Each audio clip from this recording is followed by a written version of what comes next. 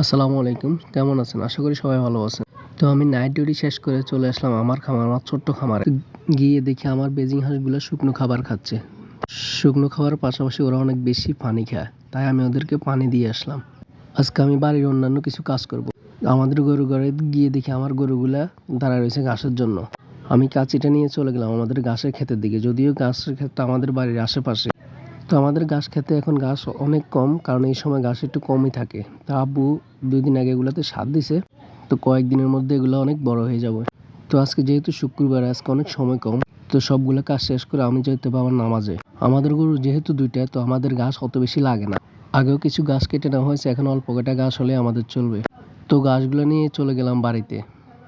তো এই সময় তো আমাদের এদিকে ঘাস একটু কমই পাওয়া যায়, কারণ এখন হচ্ছে যে সবাই পুরা মাঠে ধান রোপণ করছে।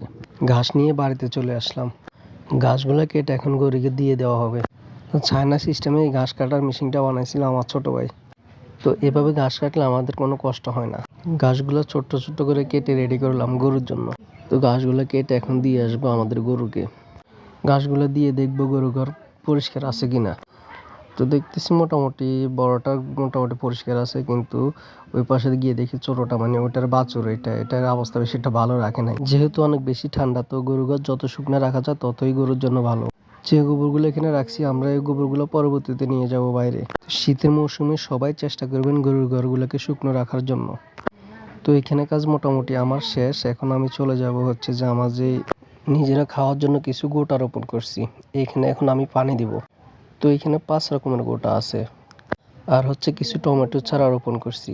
তো এগুলোতে পানি দেওয়ার জন্য এখন আমি চলে যাব কারেন্টের লাইন দেওয়ার জন্য। কারেন্টের লাইন দিয়ে চলে যাব আমি মোটরের কাছে।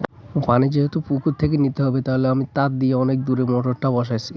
তো এখন একটা বালতি নিয়ে চলে যাচ্ছি, কারণ হচ্ছে যে অনেক সময় মোটরে পানি ওঠে না, কিন্তু মোটরে পানি দিয়ে পরে পানি উঠাতে হয়। তো আমি এখন চলে যাব মোটরের কাছে। আমার মোটর আগে থেকে এখানে বসানো আছে, এখন জাস্ট চেক করে আমি এখানে মোটরটা চালু করে দিব। যেহেতু মোটরে পানি দিয়ে পানি তুলতে হয়, তাই আমি পাইপটা খুলে নিলাম। এখন আমি বলটা চেক করতেছি বলটা ঠিক আছে কিনা। অনেক সময় কচুরি ফ্যানের মূল বলের ভিতরে ঢুকে গেলে পরে আর পানি ওঠে না। তো মোটামুটি ঠিকই আছে, আমি সবকিছু রেডি করে এখন সুইচ দিলাম, মাশাল্লাহ। তো পানি আর দেওয়া লাগে না, এমনিতে পানি উঠে গেছে। তো পাইপটা এখন লাগে আমি চলে যাবো যেখানে আমাদের গোটাগুলো রোপণ করছি ওইখানে। তো যেহেতু মোটরটা না ভিজে, আমি ওই হিসাবে সাবধানে পাইপটা লাগাইলাম। লাগাই এখন আমি চলে গেলাম আমার সেই ক্ষেতে। তো এখানে আমাদের আছে হচ্ছে ধনিয়া পাতা, লাল শাক, আর হচ্ছে যে মূলার শাক, পালং শাক, আর হচ্ছে যে মাইরা। তো সবগুলো গোটা লাগাইছি, প্রায় 1 সপ্তাহ হয়েছে।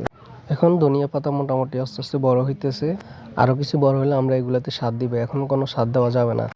তো এখানে হচ্ছে যে পালং শাক, লাল শাক, আর হচ্ছে যে মাইরা, তো এগুলো এখনো উঠে নাই। তো আমি পানি দিয়ে দিতেছি, যেহেতু এখন অনেক বেশি কুয়াশা হয়, অত বেশি পানি দেওয়া লাগে না, জাস্ট মাটিটা একটু ভিজিয়ে দিলেই হয়। আজকে যেহেতু শুক্রবার, তো কাজটা তাড়াতাড়ি করার চেষ্টা করতেছি। এগুলো শেষ করে আবার মসজিদে যেতে হবে। এগুলোতে পানি দেওয়া শেষ। এখন হচ্ছে যে মূলার শাকে, এগুলো হচ্ছে যে মূলার শাক। মূলার শাক খুব তাড়াতাড়ি বড় হয়, আমরা সবাই জানি। তো এখানে নিজেদের খাওয়ার জন্য এগুলা রোপণ করা, আর কিছু না। তো আমার ওই পাশে আছে যে আমার টমেটো চারা, কিছু টমেটো চারা রোপণ করছি। তো এই টমেটো চারাগুলা একদিন হয়েছে, যার কারণে এখনও অনেক ছোট ছোট রয়েছে। তো এগুলাতে চেষ্টা করব কালকে খুঁটি দেওয়ার জন্য। প্রত্যেকটা গোড়াতে একটা একটা করে খুঁটি দিলে তাহলে চারাগুলো সোজা থাকবে। এখানেও আমার পানি দেওয়া প্রায় শেষ। এখন হচ্ছে যে আমি চলে যাব ওই লাইন খুলতে। তো দেখি পানিগুলো কেমন। পানিগুলো অনেক ঠান্ডা, তো ঠান্ডা পানিগুলো অনেক ভালো লাগে। তো আমি হচ্ছে এখন লাইন খুলে ফেলবো। এদিকে আমার মোটরের কি অবস্থা দেখেন, টানের সাথে মোটর পড়ে যেতেছে। যাক, ভাগ্যবালা মোটরটা পড়ে নাই। আমি এখন লাইন বন্ধ করে চলে যাব মসজিদে। যদিও নামাজের সময় অনেক কম, তো এখান থেকে তাড়াতাড়ি চলে যেতে হবে। চলে যাই, আমি গোসল করব, গোসল করে মসজিদের দিকে চলে যাব। তো আজকে এটুকু পর্যন্তই। ইনশাল্লাহ সবাই আমাদের জন্য দোয়া করবেন। আমরা যেহেতু আমার খামার, আমার ছোট্ট খামারকে অনেক দূরে নিতে পারি। তো সবাই ভালো থাকবেন, সুস্থ থাকবেন। আল্লাহ হাফেজ। সবার কাছে দোয়ার দরখাস্ত রইল।